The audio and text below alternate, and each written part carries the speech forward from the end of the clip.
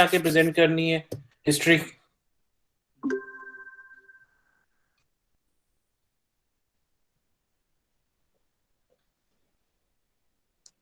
And we probably will continue with the same link, लेकिन इससे पहले कि I would like to figure out कि किसने केस प्रेजेंट करना था। कोई वॉलंटियर है?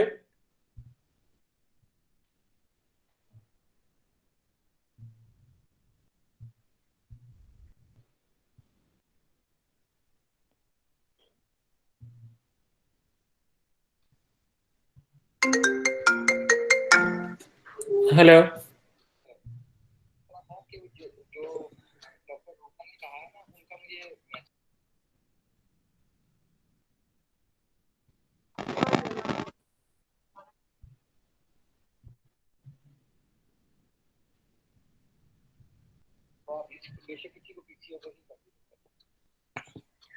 चलो, if there is no presenter office में, हमारी केस हिस्ट्री में नहीं है, तो इफ एनीबडी जो जो अभी इसमें बैठे हुए हैं कोई वॉलंटियर करना चाहता है, इसके पास कोई हिस्ट्री है या कोई क्वेश्चंस करना चाहता है, then we can continue.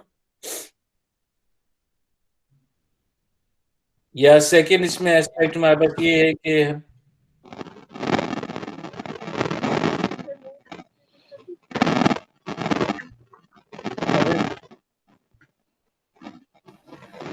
Doctor सारा ज्वाइन करें काइंडली।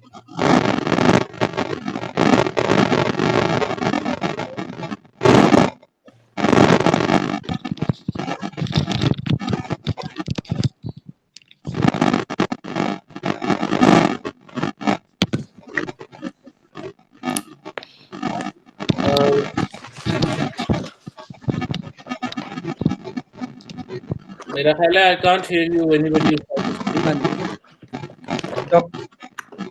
डॉक्टर सारा आप रीज्वाइन करें काइंडली।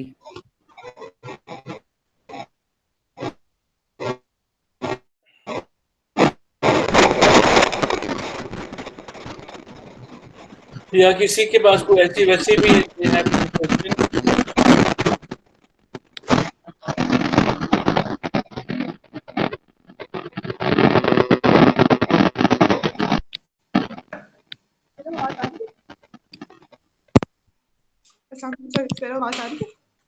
अब आ रही है।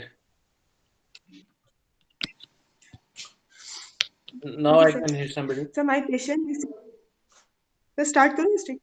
आप बेटा जरूर स्टार्ट करो, लेकिन अगर इट्स बेटर कि अगर अपनी वीडियो भी ऑन कर लो ताकि we can see you properly also. जरूर। अच्छा, बिफोर यू स्टार्ट ऑफ बेटा, हम थोड़ा सा, क्योंकि थोड़ा सा we have already lost about 10 minutes time, तो हम आपको 10 मिनट्स की हिस्ट्री और अबाउट 20 मिनट्स की डिस्कशन करेंगे, एंड देन उसके बाद हम नेक्स्ट वाला जो टाइम होगा टिल 10 o'clock तक इसको वाइंड अप करेंगे। जी डॉक्टर सारा, you can start of please. So my patient Mrs. Wazir, my wife of Tariq Salim, 34-year-old, married for 15 years, first consanguineous marriage of both partners. She has not received any formal education. She is resident of Kottayam, presented in outpatient department on 1st of February with complaint of secondary infertility from last 13 years and pain lower abdomen from last 10 days. The couple was married 15 years back. This was her first consanguineous marriage. Couple was not living together since marriage till up till now. The husband used to come after 2 to 3 months for 5 to 6 days, and they are also not aware of the fertile window. They have never practiced any contraception and or barrier method. And patient also complain of superficial dyspareunia. However, no complaint of erectile dysfunction or postpartum bleeding is present. The husband age is 33-year-old. He is welder by profession, received education up to 5th class. However, no significant medical and surgical history is present in husband, and no trauma and no childhood meningitis or mumps history is present. Husband is non-smoker, non-alcoholic, and no history of any abnormal urethral discharge or multiple sexual partner in her husband. Regarding the female age, she is 34-year-old. A patient is illiterate. Her age of menarche is 14 years old. After the 2 years of her menarche, she was married, and after the marriage, she conceived immediately, spontaneously, and this was her unsupervised, uncooked pregnancy. The pregnancy was end in a sudden pregnancy was end in intrauterine death at 7 months of her pregnancy. However, this intrauterine death was not preceded by any APH or leaking per vagina, any cord prolapse or any medical disorder in this pregnancy. Or after which she went to the local dye, and 2 times her DNC was done. And after that, the patient suffered for 3 months with a pussy vaginal discharge and high-grade fever. However, no history of postpartum hemorrhage is present. She gives no history of any chronic vaginal discharge, fever, and pain lower abdomen from last 13 years.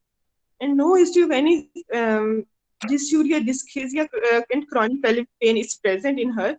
And she gives no history of weight gain, hirsutism, acne, galactorrhea, headache, heat and cold intolerance, and palpitation is present. However, my patient gave sorry, if I may forget that my patient is amenorrheic from last 13 years, since her last DNC. She also gave the history of dry vagina, hot slushies, heat intolerance from the last 13 years. However, no history of any joint pain, photosensitivity, any chronic illness, or any such cessation of menstrual cycle at young age in her family is present. My patient with no history of any mass abdomen, no history of any something coming out of vagina, any pressure symptom, and no history of any cervical surgery or any contraception use. My patient gives no history of any chronic cough, night sweats, no history of any tuberculosis in her family. She gives no history of any use of any key medication, or she's not took any treatment from the dye, and no history of any antipsychotic drug intake. My patient complained of pain lower abdomen from the last 10 days. The pain is located on bilateral iliac fossa and the hypochondrium. It is sharp in nature and gradual in onset, and it is not associated with nausea, vomiting, any fever, any vaginal discharge, and it is moderate intensity and relieved with medication. And this pain is not associated with burning, duration, any constipation, diarrhea. Regarding her family history, no history of any chronic illness, diabetes, hypertension, ischemic heart disease, any infertility in her, and infertility, any premature ovarian failure in her family. She is non-smoker, non-alcoholic, normal with normal sleeping and bowel habits. Her husband is welder, and she lives in her own house. However, basic necessities of life are met with difficulty, and no other significant medical and surgical history is present in herself. History complete हो गई है. Examination. So on examination, middle-aged lady sitting comfortably on the bed, answering my question intelligently, well-oriented in time, place, and person, having a blood pressure of 120 by 80 millimeter of mercury, pulse 80 beats per minute, respiratory rate 17 per minute, and she is febrile. With no pallor, chylonychia, jaundice is present. Thyroid is not enlarged. Oral dental hygiene is normal. All her accessible lymph nodes are not enlarged. So on chest examination, she is having a normal vesicular breathing with no added sounds. On cardiovascular examination, her first and second heart sounds are audible, and apex fixed in fifth intercostal space. So on abdominal examination, abdomen is scaphoid with no visible stria, scarmus, any visible pulsation, and brachial center in position, and inverted margins. On and hernia, all faces are intact. On palpation, there is no visceromegaly, any mass palpable, and percussion node is resonant. So on local examination, her urethra in vagina, and urethra vulva and anus are healthy looking with normal hair distribution. So on speculum examination, both lateral vaginal walls are normal looking with normal rugosities. Cervix is central in position, and there is no any bleeding or discharge seen on speculum examination. On bimanual examination, the uterus is normal 6 to 8 weeks size, mobile, anteverted, and bilateral adnexa are clear. बेटा summarise करोगे अपने आप case को?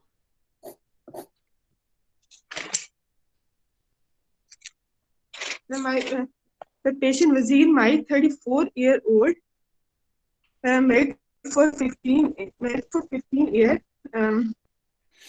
with secondary amenorrhea from last 13 years and secondary infertility from last 13 years. Not living.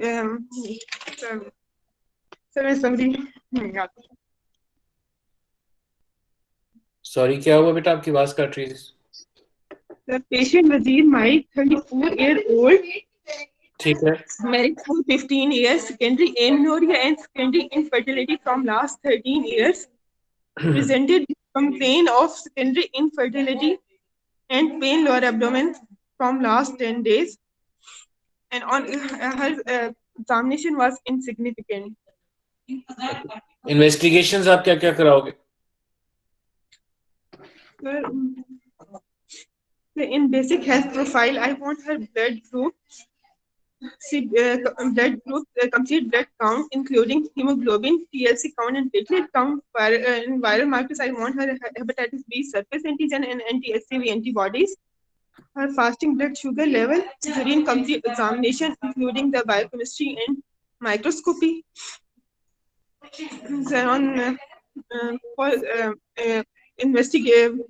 Specific investigations, I want her transvaginal ultrasound for the endometrial thickness, myometrial texture, any adnexal pathology, and ovarian Doppler flow. Ovarian, sorry? So ovarian Doppler. Ovarian Doppler. Yes. अच्छा, ठीक. Okay. So in blood test, I want her serum FSH, serum LH, serum prolactin, serum TSH level. So then, और बस sir. चलो ठीक है, शाबाश. Anything else you want to do? Sir, I want her husband semen analysis, sir, and hysterosalpingography. Okay, good. चलो, अब we'll start with the first half, जिसमें आपकी investigations normally वो एग्जाम में आपसे पूछते हैं उसके point of view से. हिस्ट्री एग्जामिनेशन आपने बता दिया, ये आपने सारी investigations बताई हैं. Why do you like to have this blood group in CBC in this case? Sir, for the basic health profile. Why do you want to do a basic health profile?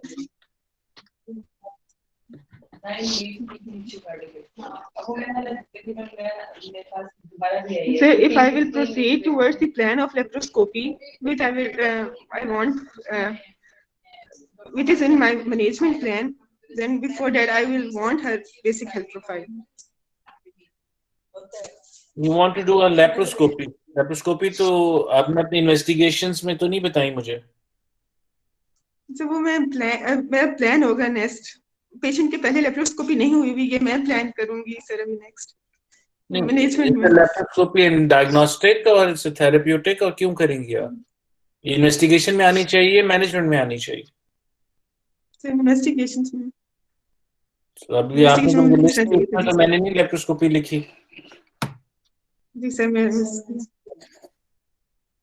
अगर आपने इनकी laparoscopy करनी है, then why are we doing HSG?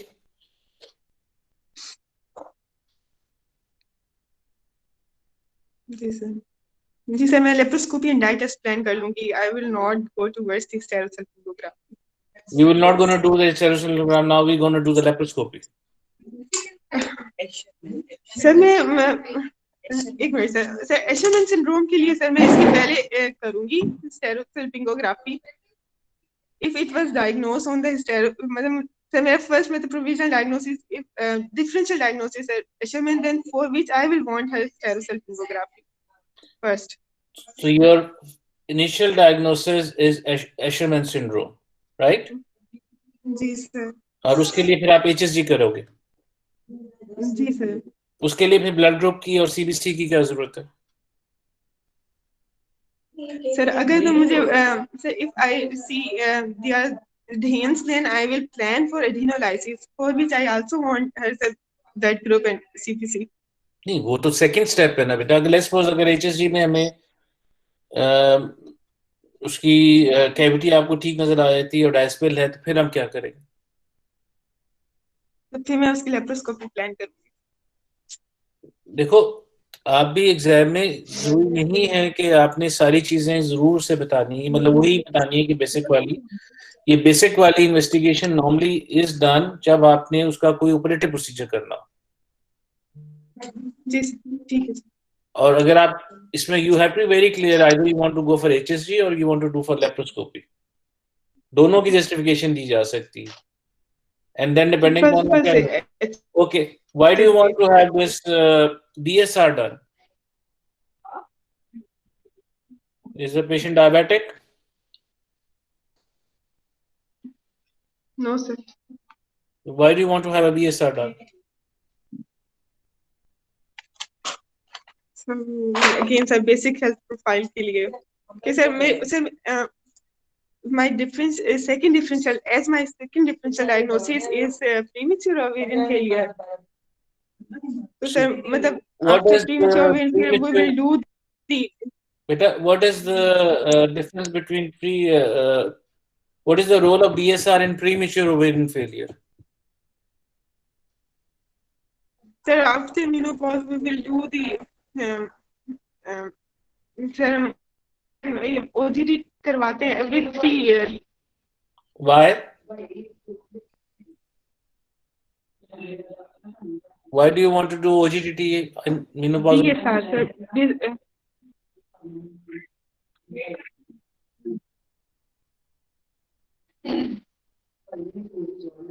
Why do we do OGTT in menopausal females in every 3 years?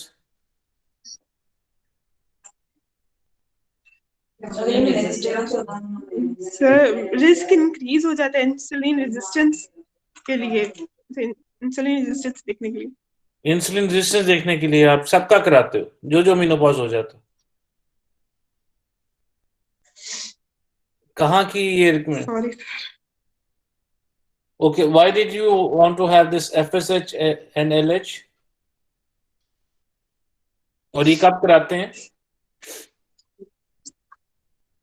Sir, the patient aim Nori का from last 13 years से, तो sir उसकी ये सर प्रीमेच्योर ओवेरियन फेलियर को मैं मतलब उसके लिए मैं उसका 2 लेवल्स FSH की करवा दूंगी. What happens in premature ovarian failure में कितनी वैल्यू होती है इसकी?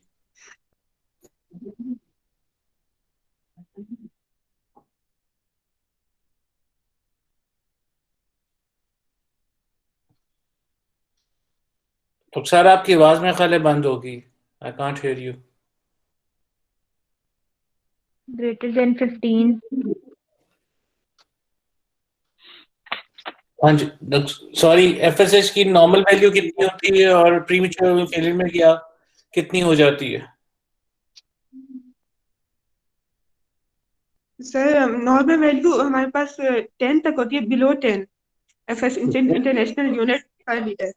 और सर अगर हमें उसको डायग्नोज करना हो प्रीमेच्योर ओवेरियन फेलियर तो हमारे पास two values more than 25 international unit पर लीटर फिर डायग्नोज करते हैं. तो ये मोर देन 25 हो, तो अगर 10 और 25 के दरमियान में हो फिर क्या होगा? सर ये भी मतलब सर ओवेरियन रिजर्व कम हो गया सर, ये शो करेगा कि डिक्रीज ओवेरियन रिजर्व है. तो मोर देन 10 वो भी है, लेकिन डायग्नोस्टिक हम उस पे करते हैं कि मोर देन 25 इंटरनेशनल पर लीटर हो. इसकी वैल्यू मोर देन 10 आ गया तो हमारे पास ओके आई अंडरस्टैंड. इसकी वैल्यू 15 आ जाती. ठीक. And what is the role of prolactin?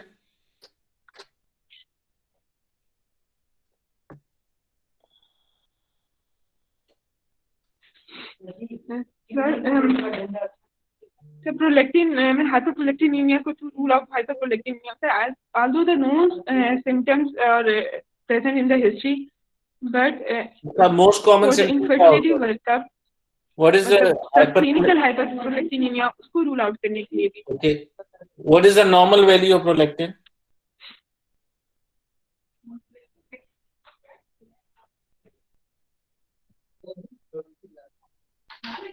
What is the normal value of prolactin?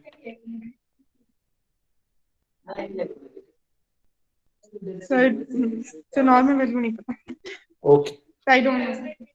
मैं अभी आपको जो मर्जी वैल्यू बता दूं उससे हाउ विल यू गेस कि लेट्स सपोज ये आ जाती है 23. So units units मुझे बता दें. So different units से मुझे इसके units भूल गए इसलिए नहीं बता पा रही थी. अच्छा चलो. What is the role of TSH?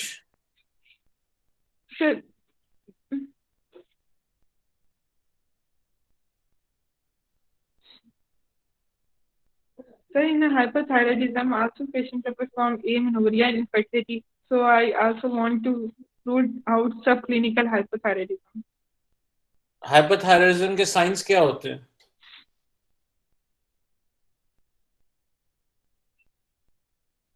So subclinical hypothyroidism को rule out करने के लिए. Normally hypothyroidism के साइंस क्या होते हैं? So hypothyroidism से cold intolerance होती है, constipation, lethargy, amenorrhea. ये आपने सारे हिस्ट्री में पूछे थे? Weight gain. बेटा ये आपने सारे हिस्ट्री में पूछे थे? Hyperthyroidism के. So Test hyperthyroidism में हमारे पास heat intolerance होती है, weight loss होता है, डायरिया, amenorrhea. तो कह रहा मैं I am trying to ask you कि क्या ये आपने सारे क्वेश्चंस हिस्ट्री में पूछे थे? Palpitation. ओके. ये तो आप सिम्टम्स बता रहे हो, मैं तो साइंस की बात कर रहा हूँ ऐसे. सारे नहीं पूछे थे. Heat and cold intolerance and weight gain, weight loss ना पूछा था. ओके. और सिम्टम्स क्या होते हैं ये और ये अपना साइंस क्या होते हैं, क्लिनिकल साइंस क्या होते हैं हाइपोथायराइडिज्म के?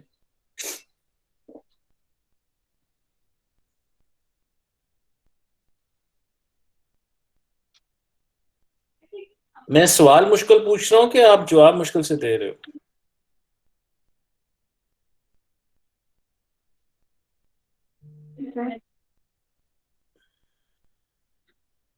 तो ये हाइपोथायराइडिज्म वाले मैंने सारे नहीं पूछे थे. मैंने बेटा मैं चलो सिम्टम्स खत्म हो गए, मैं तो साइंस की बात कर रहा हूँ ना. साइंस में सर मैंने थायराइड देखा था. उसकी जो पल्स थी सर वो मेरे पास 80 बीट्स पर मिनट थी, जिसमें ना ही ब्रेडिकार्डिया ना ही टेकिकार्डिया है. कोई सर पैल्पिटेशंस नहीं थी. ओके. उससे ट्रेमर्स मैंने चेक नहीं किया, उसने हिस्ट्री दी थी, कोई आई सिम्टम्स नहीं थे मेरे पास. ये सारा कुछ थोड़ी सी आवाज में डिस्टॉर्शन हो रही है, शायद मुझे समझ नहीं आती आप जो सवाल पूछते हैं. चलो कोई बात. अच्छा अब मुझे आप डिफरेंशियल बताओ. साइंस आपको बता दूं कि साइंस में मतलब साइंस में मुझे कोई आई साइंस नजर नहीं आई थी. आई साइंस होता क्या है? So my first differential is Eshelman syndrome. Good. The second is premature ovarian failure. अच्छा, good. So third male factor infertility. Sir, either I have मेरे पास अभी कोई रिपोर्ट्स नहीं है, लेकिन मैं उससे अपने रखूंगी कि पॉसिबिलिटी है 40% चांस होता है हमारे पास इनफर्टिलिटी में. ओके. सेवन एनालिसिस जो हस्बैंड का है उसमें 18 मिलियन स्पर्म काउंट है. हेलो सर, आवाज आ रही है आपको?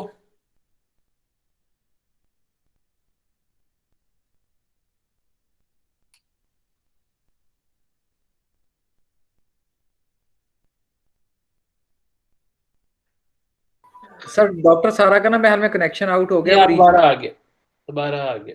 मेरे ख्याल है आ गई. डॉक्टर सारा आपको आवाज आ रही है? जी sir 18 million 18 million count sir आपने बताया counter with 50% mortality and 6% morphology.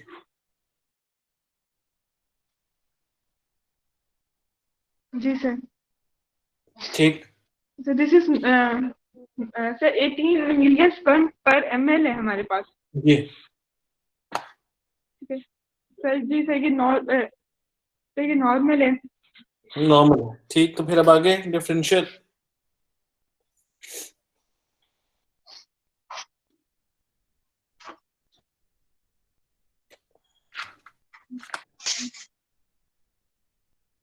Sir unexplained infertility unexplain infertility. जी सर बस मेरे मतलब सर मैं फर्स्ट ऐसे मैंने और second premature inferior most probably इन दोनों में से कुछ how do you define unexplain infertility?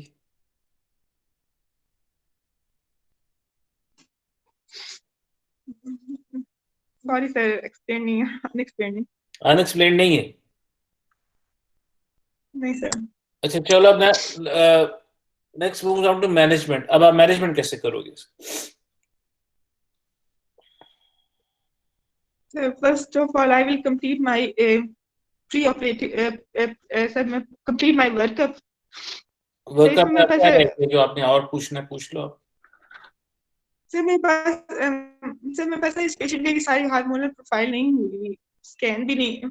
Sir scan जो इसका हुआ है ना उसको नहीं, मैं आपको बता देता हूँ ना। मैं तो अभी जो भी लेट्स सपोज आपके पास तो मुझे पास तो इसकी इन्वेस्टिगेशन नहीं है, लेकिन लेट्स मैं क्या आपको एफएसएच उसका 15 आ गया, और क्या क्या चाहिए आप? अल्ट्रासाउंड चाहिए? FSH 50। हाँ जी। और हमने इसकी हिस्टेरोसल्पिंगोग्राफी किया उस पे स्टेरो ट्राई की थी, वो हुई नहीं। They could not pass the cancer, उनको प्रॉब्लम हो गई। Serum TSH TSH is normal. Prolactin prolactin 23।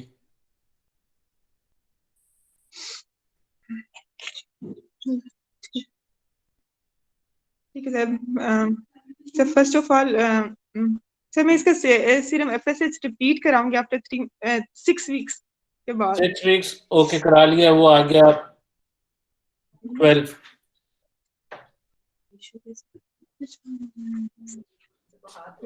6 weeks तक आप उसे घर भिजवा दोगे, फिर वापस बुलाओगे?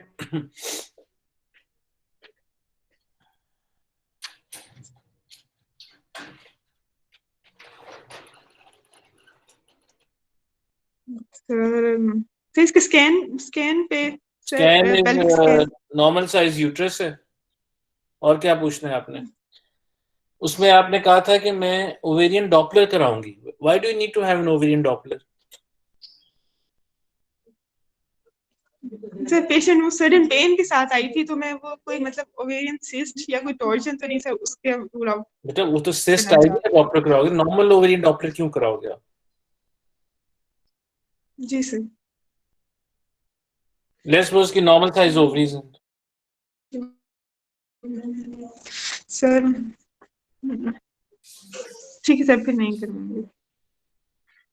फिर नहीं करूँ, चलो।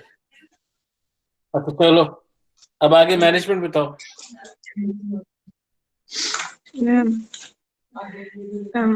सर मैं अब जैसे सर इसका FSH हमारे पास ज्यादा है तो सर मैं anti Mullerian hormone I want anti Mullerian hormone what is anti Mullerian hormone? वो क्या होता है? Sir to diagnose about the ovarian reserve अच्छा, उसकी नॉर्मल वी वैल्यू क्या वांट है? एंटी मलेरियन हार्मोन उसकी नॉर्मल वैल्यू क्या है? सर और वो कब मोर से देन आएगा? 4 सर मोर देन 4 हमारे पास होनी चाहिए इसकी value more than for 4? International more than 4 अच्छा ओके। इसकी लेस पोज आ जाती है 3।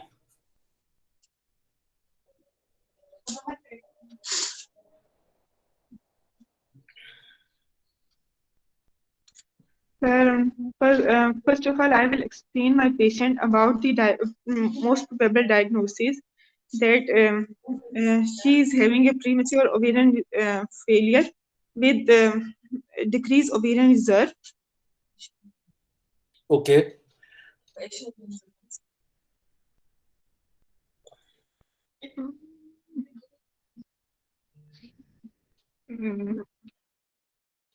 ये वैसे एग्जाम में ना जो साथ आपके सपोर्टर्स बैठे हैं ना वो आ नहीं सकेंगे, इसलिए यू मेक श्योर के ये जो भी हमने तैयारी करनी होती है ना, ये it is a mock of examination.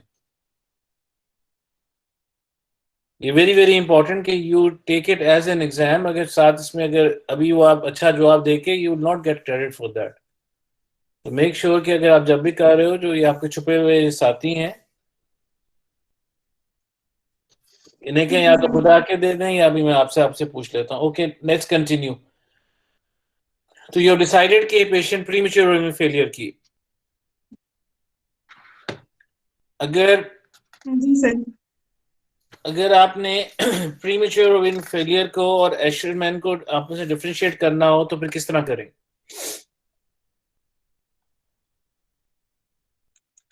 दोनों ही एशरमैन के लिए अगर मेरे से हिस्टेरोसल्पिंगोग्राफी नहीं हुई तो सर हिस्टेरोस्कोपी सर पेशेंट को एडमिट करके सर सर्वाइकल राइपनिंग करके सर फिर मैं इसकी हिस्टेरोस्कोपी प्लान करूंगी.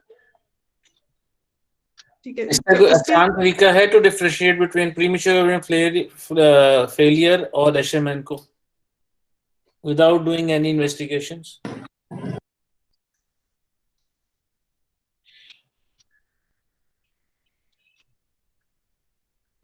या कोई इंटरवेंशन के बगैर?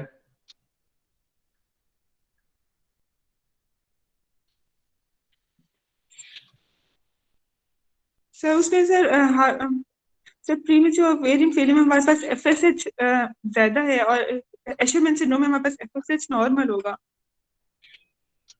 नहीं बेटा, मैं पूछ रहा हूँ आपने इन्वेस्टिगेशन तो करा दी, कोई ऐसा विदाउट इंटरवेंशन कोई ऐसा तरीका है जिसमें आप दोनों को आपस में सेपरेट कर सकते हो?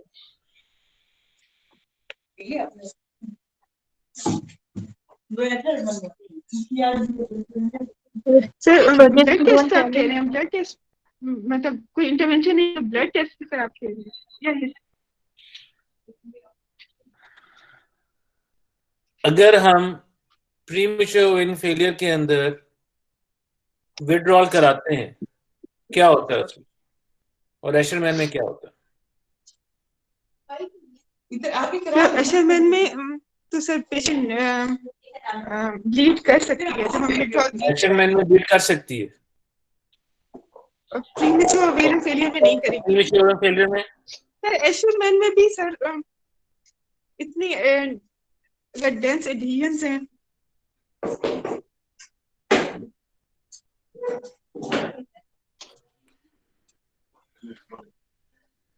अच्छा चलो,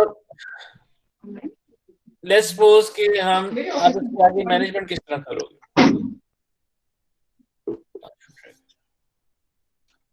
सर सर अगर मेरे पास एशरमैन सिंड्रोम सर अब आपने मुझे बताया था कि वो पॉसिबल नहीं हुआ हमारे पास हिस्टेरोसल्पिंगोग्राफी करना नहीं हो सकी, तो सर मैं उसकी सर्वाइकल राइपनिंग करके सर मैं फिर मतलब हिस्टेरोस्कोपी सर उसकी ये प्लान करूंगी. ओके, लेट्स सपोज आप हिस्टेरोस्कोपी करते हो, अंदर आपको कैविटी नजर ही नहीं आती, फिर क्या करेंगे?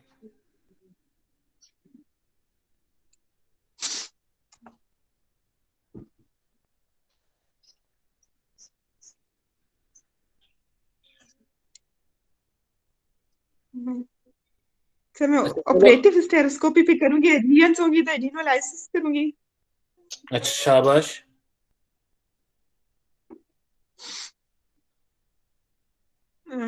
Sir, I will admit my patient. Sir, admit करके सर मैं उसकी laparoscopy plus hysteroscopy and adhesiolysis plan करूंगी. ओके, आप लेप्रोस्कोपी में करते हो, ऊपर भी सारी एडिशंस हैं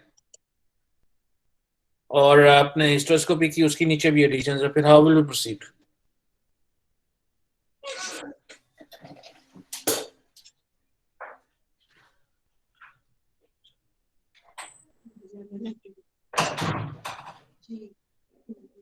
हाँ जी, sorry. How will you proceed? Sir, I will do, sir, I will do his adenolysis. Sir laparoscopy पे भी सर एडिनोलाइसिस में करूँगी, जो मुझे एडिशंस नजर आएंगी, I will see the any endometriotic spots present or not, I will see any granulomas present or not on the laparoscopy, I will see all the peritoneal surfaces. Sir adhesions अगर मैं मतलब उस तरफ जाऊँ कि editions या तो हमारे पास एंडोमेट्रियोसिस की वजह से इंटरनल एडिशंस होंगी, या फिर पेशेंट को कोई What are granulomas? What are doctor? Tuberculosis sir, उसने मुझे हिस्ट्री नहीं दी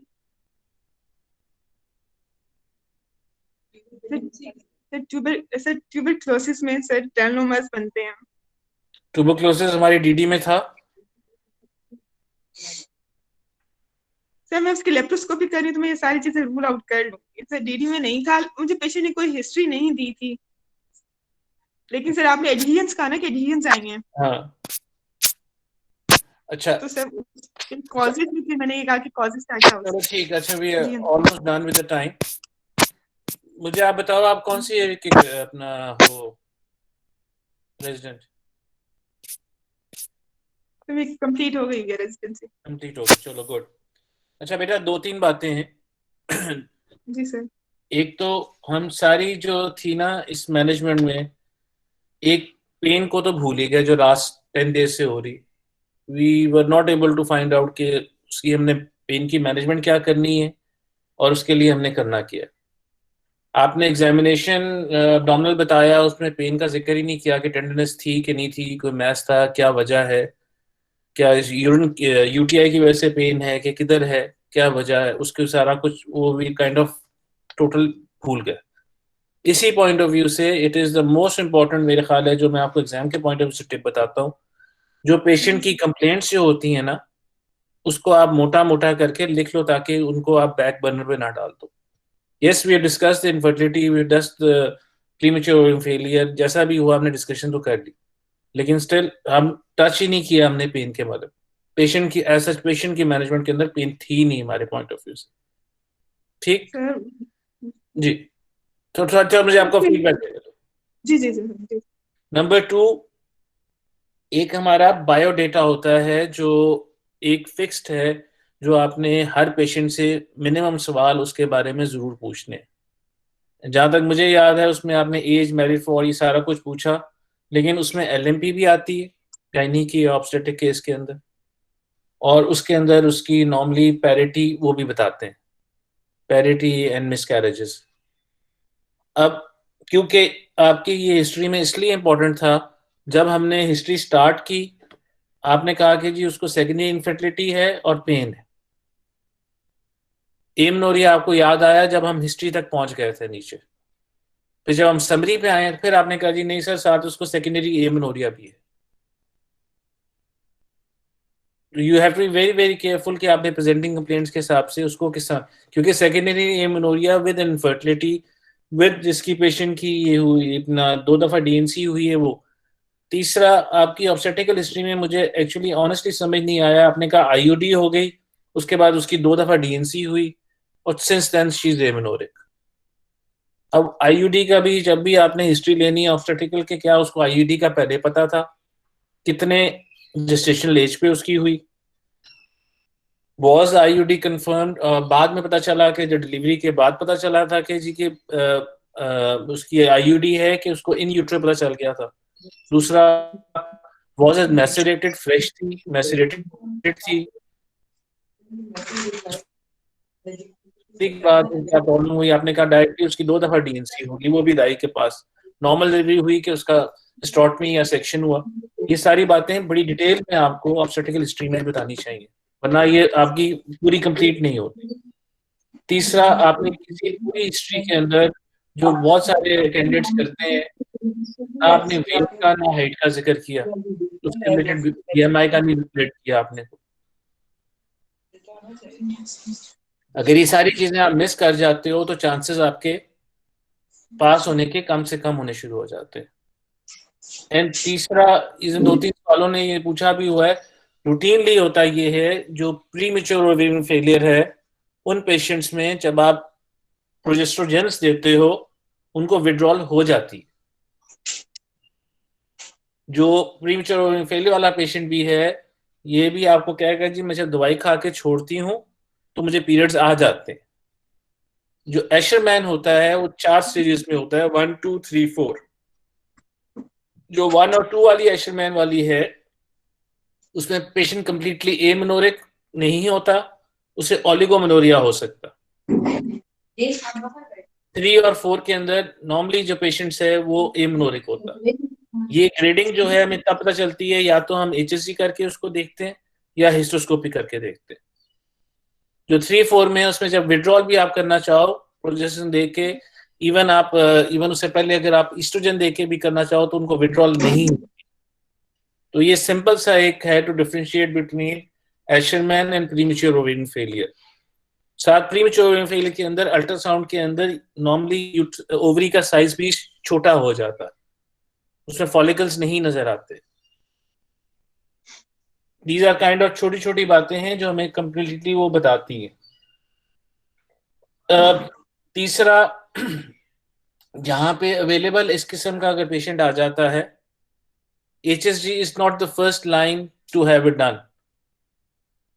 हाँ सॉरी, एक बात, इनमें एक बड़ा इंपॉर्टेंट पार्ट होता है कि जिसमें अगर इसका ऐसे पेशेंट के अंदर स्टेनोसिस भी हो सकता है, cervical stenosis because of the DNCs, और उसकी वजह से हेमेटोमेट्रा बन जाता है इन द यूट्रस, और पेशेंट कंप्लेन करती है साइक्लिकल पेल्विक पेन की हर मंथ। तो ये जब आपने पेन का पूछा था, इसमें डिटेल इसकी पेन की हिस्ट्री भी होनी चाहिए थी। और उसके बाद ये जो लास्ट 12-13 साल से उसको पीरियड्स नहीं आए, उसमें उसको आपने ये पूछना चाहिए था, PPH की हिस्ट्री बड़ी इंपॉर्टेंट थी, क्योंकि PPH की हिस्ट्री की वजह से क्या हो जाता है, शियान सिंड्रोम। शियान सिंड्रोम, उसको भी हमने रूल आउट करना। शियान सिंड्रोम को भी आपने रूल आउट करना है कि जिसको कोई PPH ज्यादा तो नहीं हो गया था, ब्लीडिंग ज्यादा तो नहीं होगी, वो होगी। तीसरा, जिसकी इतनी DNCs हुई हो, सारा कुछ हो, PID is one of the factors, उसको भी जरा आपने, you need to keep her into differential diagnosis.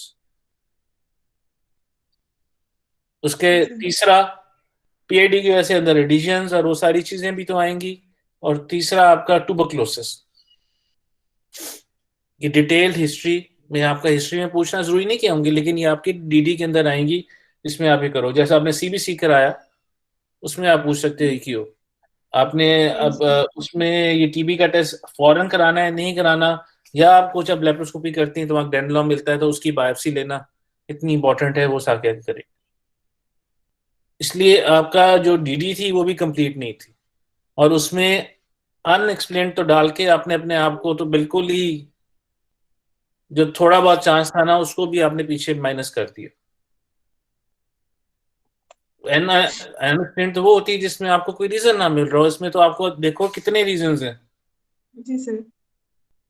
इसमें तो लिस्ट स्टार्ट होती है फॉर कॉम्प्लिकेशन के स्टार्ट से हिसाब से, वो कितनी होगी। और तीसरी बात, अगेन कमिंग बैक, जो उसकी सिम्टम्स थे उसमें पेन हम बिल्कुल ही भूल गए कि जी उसकी रीजन क्या निकलती है, उसको हम किस तरह इन्वेस्टिगेट किस तरह करेंगे, और उसको फिर आगे उसकी मैनेजमेंट क्या करेंगे।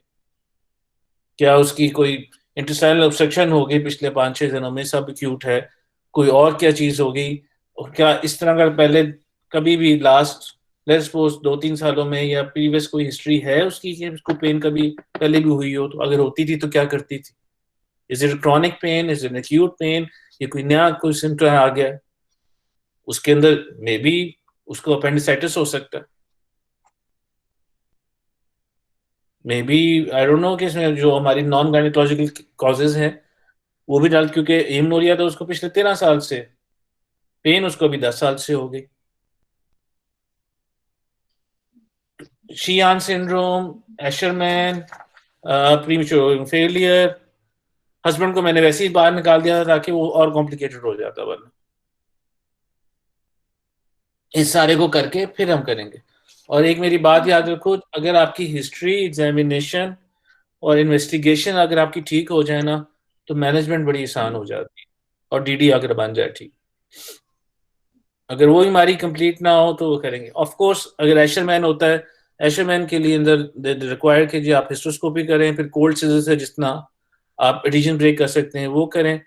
उसके बाद आपको पता होना चाहिए कि जी क्या what is the role of post surgery के बाद आपने उसको ईस्ट्रोजन्स देने हैं कि नहीं देने, अंदर कैविटी को लैब दोबारा एडिशन बनने के लिए क्या क्या चीज़ें हम डाल सकते हैं, उसको क्या कहते हैं बीच में, जिसमें आजकल हाईबेरी भी होती है, रोल ऑफ कॉपर टी डालना का है कि नहीं है, उस बारे में आपको जरूर पता होना चाहिए।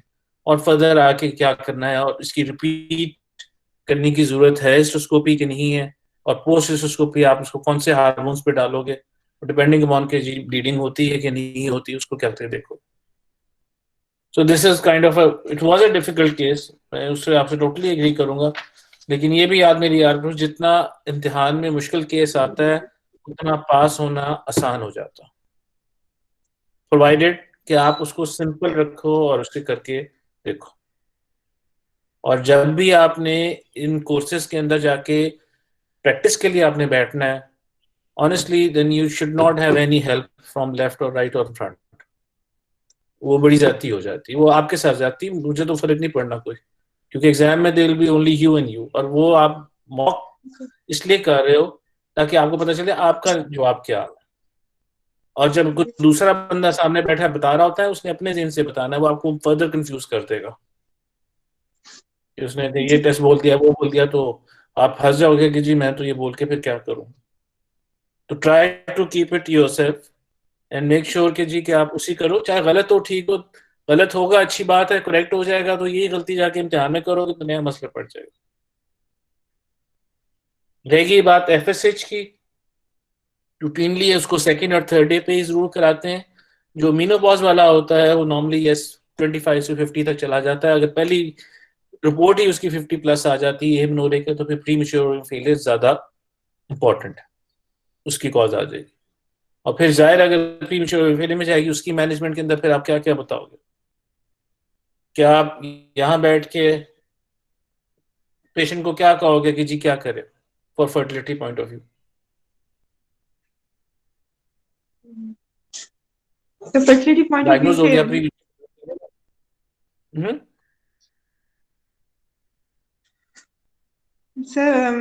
सर मैं इसको आईवीएफ से इन विट्रो फर्टिलाइजेशन के बारे में बताऊंगी विद हार्मोनल सपोर्ट्स एंड उन सब चीजों। सर अगर वो अफोर्ड नहीं करती तो फिर सर आगे अडॉप्टेशन और ये सब चीजें।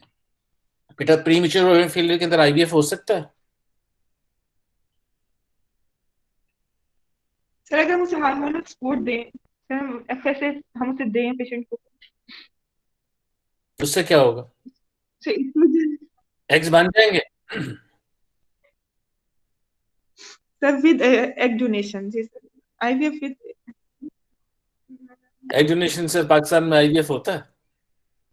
देखो ना, जब आप ऐसी बातें करोगे इससे पता चलेगा एग्जामिनर को कि जी कि आपको बिल्कुल आइडिया ही नहीं कि आईवीएफ क्या होता है और किस तरह होता है। वहां तो फिर आप मतलब हालात और कमजोर हो जाएंगे। प्री मैच्योर ओवेरियन फेलियर का मतलब ये है कि आपकी फीमेल के अंदर एग्स फर्दर की टोटल रिजर्व्स खत्म हो चुके हैं। क्या हमारे पास टेक्नोलॉजी है कि हम नए एग्स बना सकते हैं?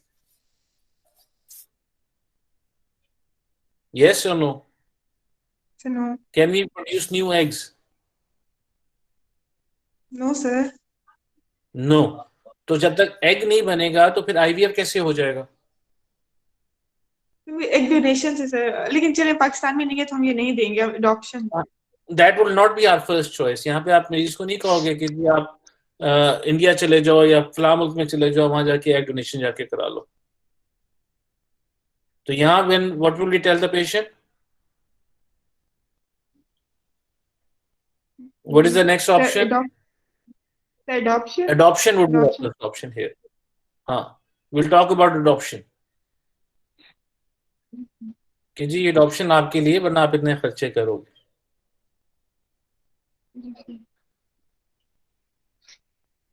Country will give her option of adoption. Yes. यहाँ भी काफी सारे लोगों ने adoption को सपोर्ट किया हुआ है। I think that is okay. Donor egg और यही इसका, और इवन जो एशरमैन वाले होते हैं पेशेंट्स, उसमें सरोगेसी की बात आ जाती है। जिनकी थर्ड और फोर्थ ग्रेड के हों, उसमें सरोगेसी की बात भी आप कर सकते हो, प्रोवाइडेड वो अगेन पाकिस्तान में नहीं होती, बाहर के मुल्कों में होती, जो बात होते हैं कि जो आके का आप करो। क्योंकि नॉर्मली ये जो एशरमैन है, it is very very difficult to treat, specially third और फोर्थ वाला जो है। और जो इसकी बेसिकली हिस्ट्री है, उसमें अगेन डीएनसीज में एशरमैन भी ऊपर आएगा मेरे हिसाब से, पीआईडी, क्रॉनिक पीआईडी ऊपर आएगी। और जब आपने इसमें एग्जामिनेशन की बात की थी, उसमें स्पेसिफिकली आपको सर्विक्स आपने बताई थी, डिस्चार्ज के बारे में जरूर बताना है कि है या नहीं। अगर डिस्चार्ज आपका वहां पे आ जाता है तो फिर एचबीएस भी आप साथ जरूर लोगे। चलो, I think we are almost done with the time. और ये किसी ने पूछा हिस्ट्रो में परफोरेशन हो जाएगी। यस, पॉसिबिलिटी एशरमैन में काफी ज्यादा होती है, इसीलिए जब भी आप ये एशरमैन वाला डायग्नोसिस अपना करते हो, वो उसमें then what happens is that कि आपको ऊपर से लेप्रोस्कोप डाल के भी रखते हो ताकि यू कैन सी कि आप परफोरेशन ना करो, लेकिन उसकी पॉसिबिलिटी ज्यादा है। पेन के बारे में हमने बात कर ली, उन्होंने कहा था कि जी क्रॉनिक पीआईडी के बारे में बात कर दी। एम्यूरिया की हमने बात कर ली। और ये बार बार उन्होंने कहा है कि just to optimise her health, जब मैं आपसे बात पूछ रहा था कि ये आप सीबीसी और ये सारी चीजें क्या कराओगे, देखो ऑप्टिमाइज हर हेल्थ क्या, वो आपको किस कंप्लेंट के साथ आई है कि जी मेरा हेल्थ को मुझे is she coming in for routine health care checkup, या आपको देखने में लगता है कि जी वो डायबिटिक है, हाइपरटेंसिव है, तो फिर तो सारा वर्कअप आप कराओगे। लेकिन अगर किसी में आपने कोई इंटरवेंशन नहीं करनी, उसको थिएटर में लेके नहीं जाना, इज इट रिक्वायर्ड कि हम उसका ब्लड ग्रुप से लेके हेपेटाइटिस बी, सी और सारी चीजें कराएंगे? आई don't no, but that is not, क्योंकि नॉर्मली आपके पास जो पेशेंट्स एग्जाम में आते हैं वो ऐसे होते हैं जिनमें they have to go to operation theatre for, या किसी प्रोसीजर उनका होना होता है, इसीलिए ये रूटीन की कराते हैं। एंड डू रिमेंबर दैट जो आपके ओपीडी में पेशेंट आता है फर्स्ट टाइम, आप उसकी जनरल हेल्थ प्रोफाइल सबकी नहीं कराते। जो ओपीडी में वैसे पेशेंट आता है, आप उसका सबका कहते हो कि ब्लड ग्रुप कराओ, सबका आप हेपेटाइटिस बी कराओ, सी कराओ, चाहे वो सर वजाइनल डिस्चार्ज के साथ भी अगर आ जाता है। सो वो भी हमने ऑप्टिमाइज हेल्थ करने के लिए या वो करने के लिए we have to make sure कि सारी चीजें जरूरी नहीं कि फॉरन कराए। प्लीज एक्सप्लेन एशरमैन 1 to 4, इसकी स्टेजिंग है वो मैं अरूबा को कहूंगा कि वो ग्रुप में अंदर शेयर कर लेगा। वो है according to the hysteroscope and adhesions, adhesion cavity में कितने परसेंटेज ऑफ एडिशंस हैं, उसके हिसाब से उन्होंने 1 2 3 4 कहा है। 4 वो होती है जिसमें 100% एडिशंस होती हैं, आपको कुछ नजर नहीं आ रहा था। जो 3 वाली स्टेज है उसमें तकरीबन 75-80% तक एडिशंस होती हैं। और इसी तरह फर्दर कम करते हुए 1 में जो होती हैं वो बिल्कुल फाइन सिंपल सी होती हैं, 2 भी ऐसी होती हैं जिसमें इजीली ट्रीटेबल होती है। For doing routine taste like CBC and BSR, उसकी मैंने जिक्र कर दिया।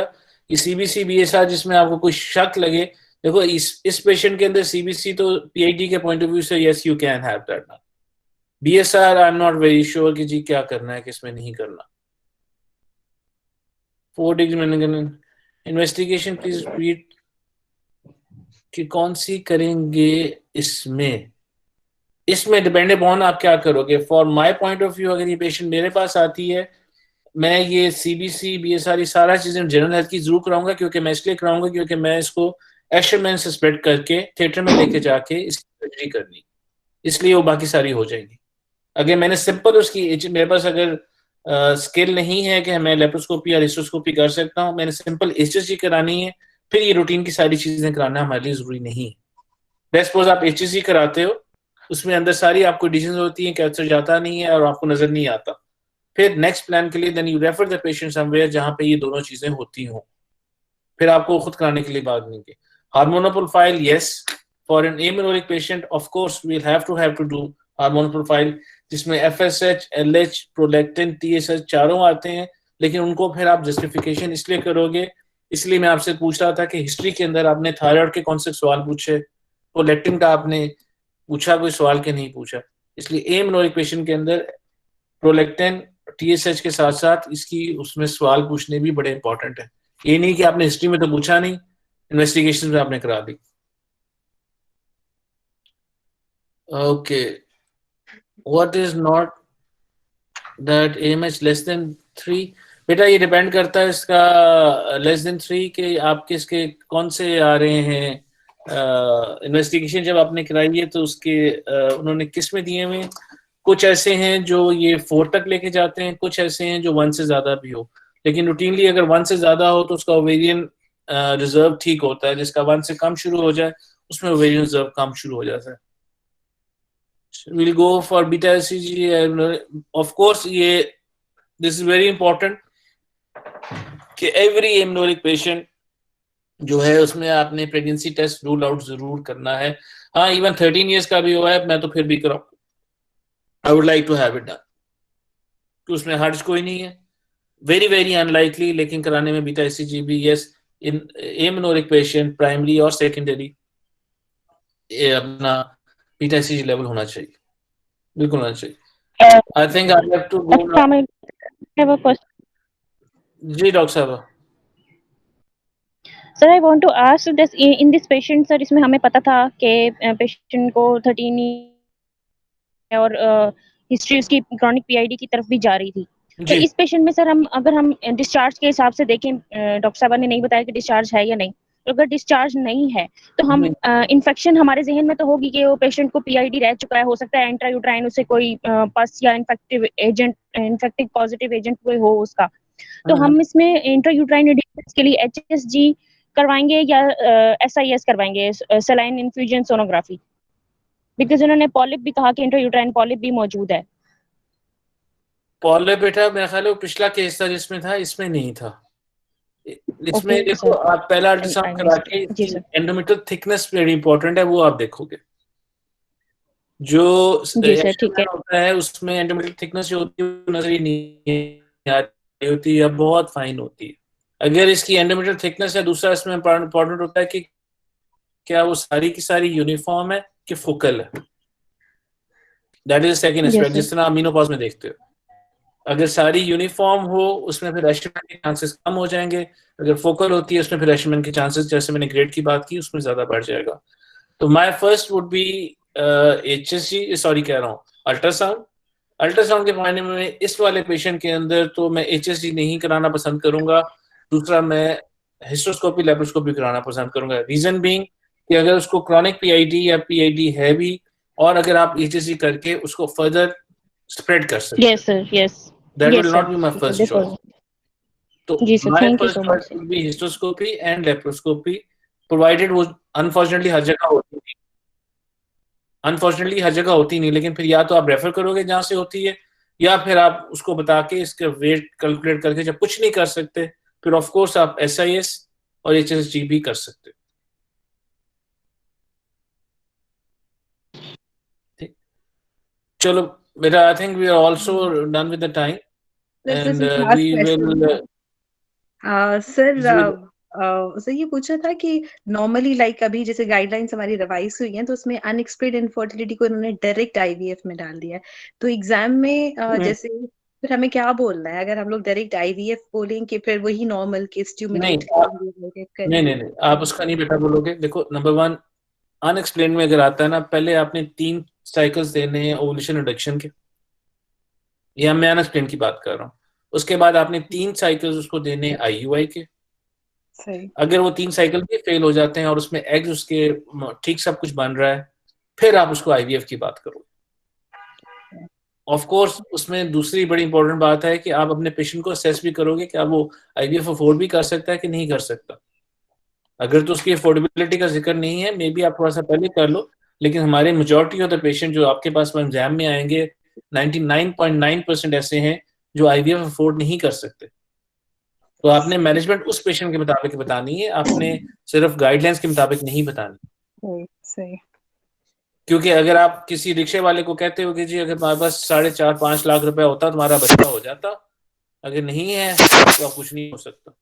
तो I rather talk to this kind of person, adoption first choice, लेकिन अनएक्सप्लेन में at least 3 cycles of ovulation reduction and 3 cycles of IUI provided कि उसके eggs ठीक बन रहे हैं, फिर हम IVF की बात करें। क्योंकि IVF में एक ये बात भी है, MSP उन्होंने इसलिए डाल दिया पहले कि कई बार होता ये है कि जब IVF करते हैं तो एग और स्पर्म्स को हम फर्टिलाइज करने की कोशिश करते हैं, वो फर्टिलाइजेशन ही नहीं होती ड्यू टू सम जेनेटिक।